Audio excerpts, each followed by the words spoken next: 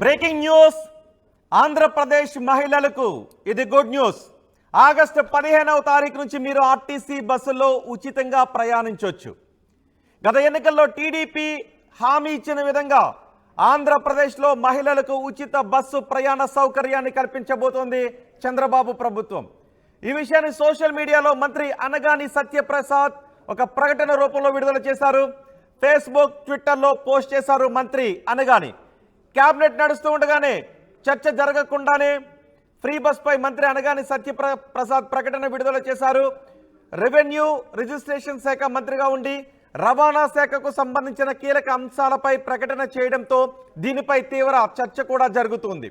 ఆ తర్వాత వెంటనే పోస్ట్ను కూడా డిలీట్ చేశారు సత్యప్రసాద్.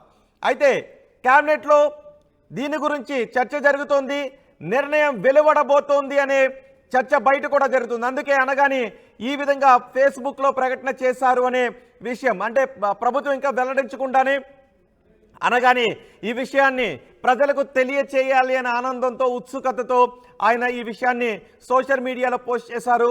మరికొద్దిసేపట్లో ఉచిత బస్సుకు సంబంధించి ప్రకటన విడుదల కాబోతోంది అనే చర్చ జరుగుతోంది. ఇప్పటికే తెలంగాణలో కూడా మహిళలకు ఉచిత బస్సు సౌకర్యం అందుబాటులో ఉంది. తెలంగాణలో మహిళలందరూ బస్సుల్లో, ఆర్టీసీ బస్సుల్లో ఉచితంగా ప్రయాణిస్తూ ఉన్నారు.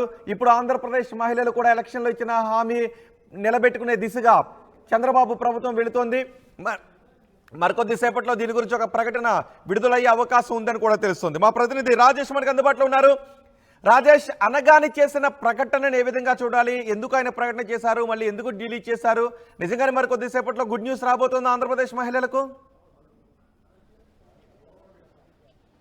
అది మరి కాసేపట్లో తేలే అవకాశం ఉంది రోహిత్. ఎందుకంటే మంత్రి రెవెన్యూ శాఖ మంత్రిగా ఉన్నటువంటి అనగాని సత్యప్రసాద్ తన సోషల్ మీడియా అకౌంట్లో ఎక్స్లో ఆగస్టు 15 నుంచి మహిళకి ఉచిత బస్సు ప్రయాణం అంటూ ఆయన ఒక పోస్ట్ పెట్టారు. పోస్ట్ పెట్టిన 2 గంటల తర్వాత క్యాబినెట్ జరుగుతున్న సమయంలో ఆ పోస్ట్ను కూడా డిలీట్ చేశారు. అయితే ఈ పోస్టు డిలీట్ ఎందుకు చేశారని దానిపైన ఇంకా కారణాలు తెలియదు. కానీ చాలామంది ఆగస్టు 15 నుంచి దాదాపుగా మహిళలకు ఉచిత బస్సు ప్రయాణం అనేది ఆ స్కీమ్ ఇంప్లిమెంట్ కాబోతుందని ఒక సంకేతాలు అయితే వస్తున్నాయి. క్యాబినెట్లో కూడా ఈ అంశం మీద చర్చ జరగడం తెలుస్తుంది. ఎందుకంటే ఎన్నికల హామీలో కీలకమైనటువంటి మహిళలకి మహాశక్తి, మహిళా శక్తికి సంబంధించినటువంటి 3 పథకాలలో కీలకమైనటువంటి ఉచిత బస్సు పథకానికి సంబంధించిన అంశంలో ఏ విధంగా ముందుకు వెళ్లాలని ఆర్టీసీ అధికారులు ఇప్పటికే కసరత్తులు చేస్తున్నారు. ఆ శాఖ రవాణా శాఖ మంత్రిగా ఉన్నటువంటి మండిపల్లి రాంప్రసాద్ రెడ్డి కూడా త్వరలోనే విధి విధానాలు సిద్ధం చేస్తున్నాం, కసరత్తు కూడా పూర్తి చేస్తున్నామని కూడా ప్రకటించిన నేపథ్యంలో మంత్రి అనగాని చేసిన ప్రకటన ఆగస్టు 15 నుంచి ఈ స్కీమ్ అయితే అమలు కాబోతుందని ఒక సంకేతం అయితే ఇచ్చారు. క్యాబినెట్లో కూడా దానికి అప్రూవల్ లభించినట్లే తెలుస్తుంది. మరి కాసేపట్లో క్యాబినెట్ ముగుస్తుంది కాబట్టి